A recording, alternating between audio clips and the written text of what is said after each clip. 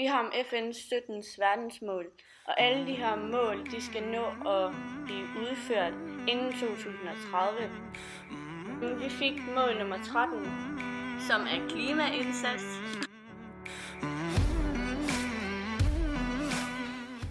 Hvad går det egentlig ud på? Vi skal alle sammen være med til at redde jorden. Vi skal mindske CO2-udslippet. Vi skal redde jorden, for at den ikke går under. Hvad skal vi redde jorden fra? Noget af det, vi skal redde jorden fra, det er drivhusgasser. Drivhusgasser fungerer på den måde, at hvis en solstråle, vi leger bare, den indeholder 10 solmolekyler, så flyver de ned i jorden, og så efterlader den 2 i jorden, og så flyver resten tilbage ud i atmosfæren. Men inden de når det, så bliver de fanget af noget, der hedder CO2-molekylerne. Og så ryger der måske kun 2 ud, og CO2'en holder så molekylerne herinde, så der bliver varmere på jorden. Konsekvenserne af drivhuseffekten fører til, at isen smelter op ved polerne, og det betyder, at vandene de vil stige, og der er f.eks. isbjørne, de vil drukne.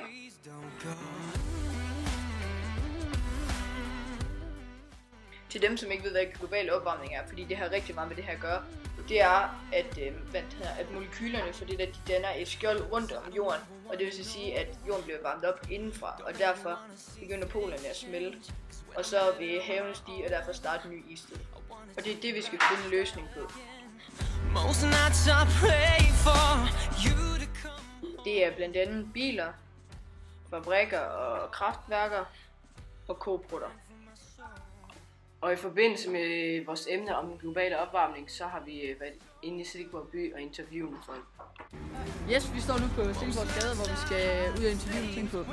Hvad vil du synes med, at man indførte bilfri søndag igen? Det kunne være fedt. Med normalbiler, de forurener også en hel del. Gik ud og begyndte at bruge elbiler noget mere. Nu er det jo kommet, men hvis nu man begynder at få det mere ind. Jo, det er jo rigtigt nok, men det koster penge. Ikke? Og det er jo kun forbrugeren, der er til at betale. Ja, men hvis nu man for eksempel skal ned på nogle af afgifterne. Det kunne de også, men det gør de ikke.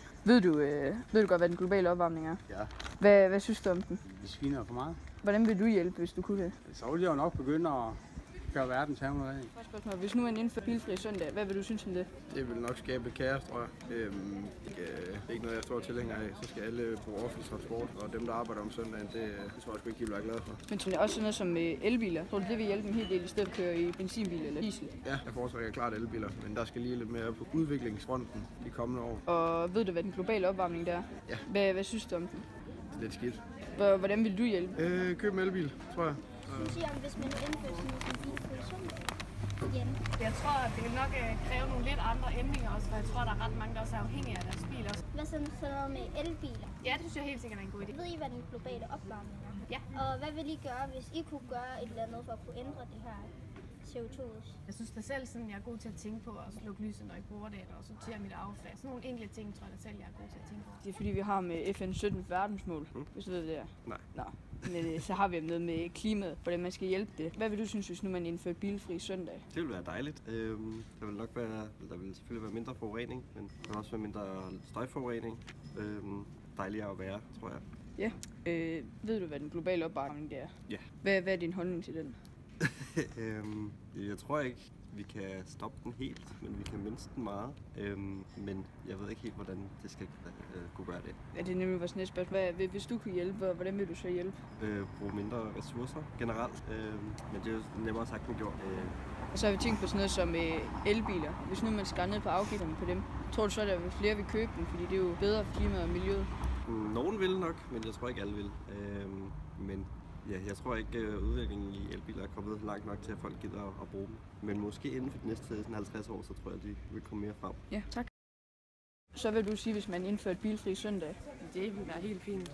Det synes jeg. Det ville bare gøre, at børn de kan rende lidt mere rundt og lege, og uden at være bange for at blive kørt ned. Yes. Og sådan noget som elbiler. Tror du, det vil hjælpe noget? Ja, det tror jeg, det vil. Det tror jeg helt sikkert. Og så ved du godt, hvad den globale opvarmning det er? Det er ikke lige så meget inde i det, men... Men så kan du prøve, godt at du ikke ved så meget, hvad synes du om? Det har jeg ikke rigtig nogen holdning til. Så meget af det er ikke inde i det, så det er svært at sige. Okay. Noget af det, vi fik ud af interviewene, det var, at mange de synes, bilfri søndag ville være en rigtig god idé, men at der vil blive et stort kaos, fordi at folk er meget afhængige af deres egen bil og deres egen måde at kunne transportere sig rundt på. De fleste mener også, at det er vigtigt, at vi sammen retter op på den globale opvarmning, så det ikke sker. Hvad kan vi gøre for at hjælpe? Vi har tænkt på sådan noget som bilfri søndag. Det havde man også i gamle dage, fordi oliepriserne var helt vildt høje, og så for at spare på det.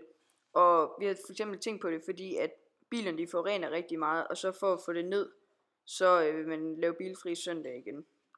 I stedet for biler må man udnytte de offentlige transportmidler.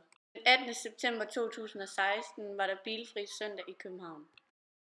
En anden ting, vi har tænkt på, det er elbiler. De forurener ikke lige så meget som benzinbiler og dieselbiler, og det vil gøre en stor forskel for klimaet.